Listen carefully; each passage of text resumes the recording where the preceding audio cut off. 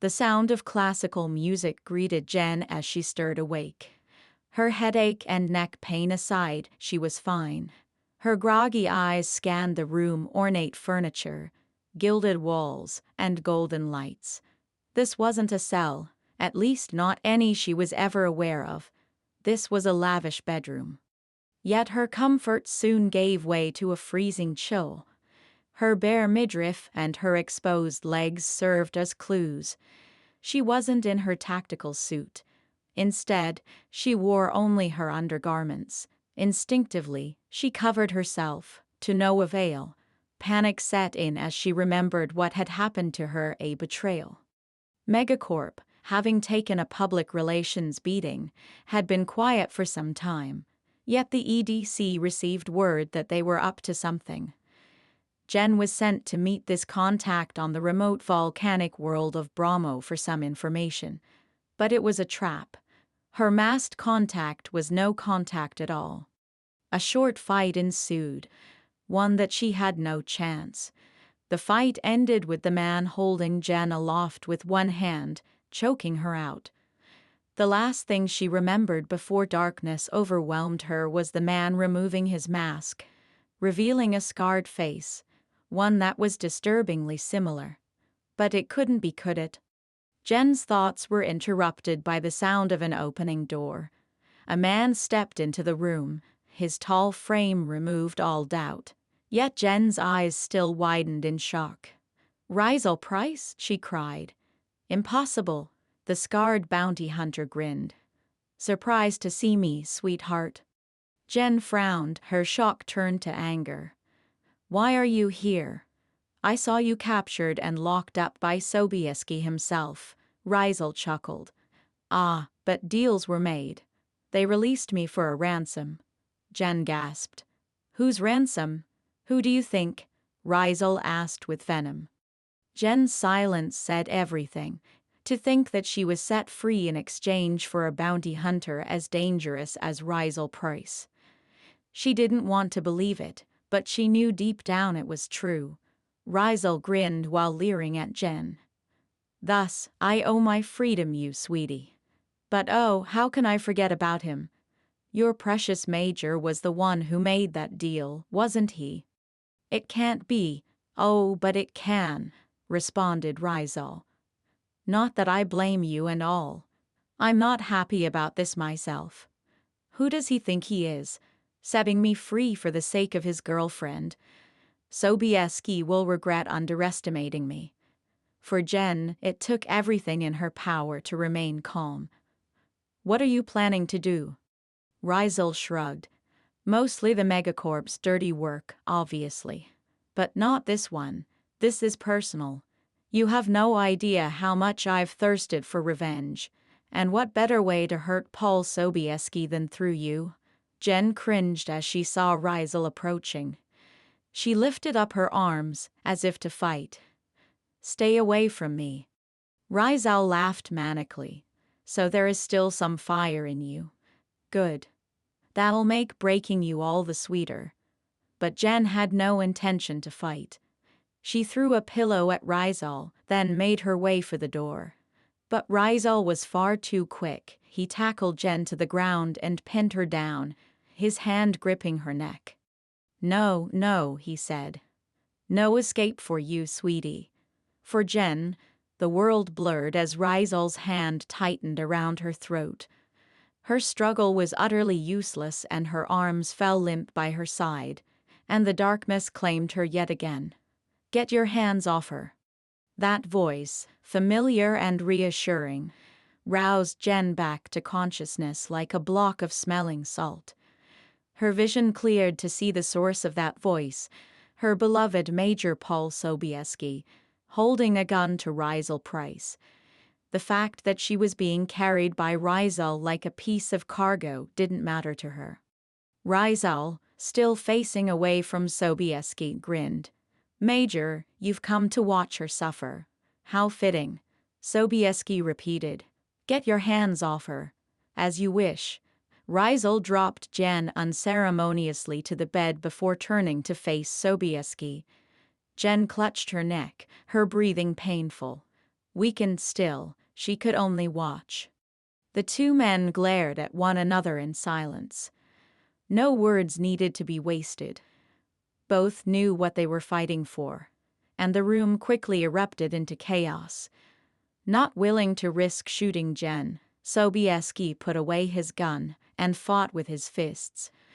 Rizal was much the same, though he simply wanted the pleasure of beating down his hated nemesis with his own bare hands. Rizal was quick and brutal. His punches and kicks sent Sobieski back. But the major was resilient and kept his cool. His precision and discipline allowed for some good hits on his opponent. The fight moved from one end of the bedroom to another. The cracking sounds of broken furniture rang throughout. Jen crawled from one corner of the room to another, narrowly avoiding the crossfire. And she kept herself safe long enough to witness the final blow. Sobieski's well-placed kick struck Rizal's abdomen, sending him through the large glass window. The bounty hunter's scream echoed as he plummeted to the dark valley below. The EDC major was all cuts and bruises, but the job was not done. He rushed to Jen, his eyes scanning for injuries. "Are you okay?" Jen nodded, tears welling in her eyes. She threw her arms around him. "I'm fine, Paul. Thanks to you. You saved me again." Sobieski held her tightly. "Don't mention it, Jen. You know I'll always come for you." Pulling back slightly, she looked up to him, and she kissed him, putting all her gratitude and affection into it. He returned the kiss, and for a moment, nothing else mattered for the two lovebirds. When they finally parted, Sobieski blushed, and not because of the kiss. Jen looked on curiously. "What's wrong, Paul?" Sobieski motioned towards Jen's sparse article of clothing. "You've had better mission gear." "Not that I'm complaining." Jen chuckled, though her voice was still trembling from excitement. "Don't remind me." Major Paul Sobieski, always the gentleman, gave Jen his jacket for her to wear, ensuring that the rest of the EDC wouldn't see her exposed. At the moment, the two of them were sitting on the bed where Jen was once held captive. Jen took a deep breath. She knew she could hold back no longer. "Rizal said you released him as part of my ransom. Is that true?" Sobieski nodded, his expression grim. "It was the only way to get you back from the megacorp. It was a risk I took. We kept track of him, hoping that we could prevent him from causing whatever damage he might have done, but he was able to ghost us, no doubt with Megacorp's help. I'm sorry, Jen. You shouldn't have paid the price for my..." Jen kissed Sobieski, interrupting him. "No," she said, her voice soft but firm. "You saved me, Paul. I've thought about my time in that prison. If you hadn't done what you did, I'm sure they would have broken me." "Thanks for the vote of confidence, Jen," responded Sobieski. "But I can't let this happen again. This can't go on. And I can't lose you again." "Paul?" Jen asked, her voice hopeful. Sobieski took a deep breath. "I've been holding back for too long, thinking that if I keep you at arm's length, then you'll be safe. But I can see that's not working out very well, in more ways than one. I don't want you out of my sight again. I love you, Jen." Jen smiled, her breath filled with relief. "Well, it took you long enough." Her expression became serious. "Now what?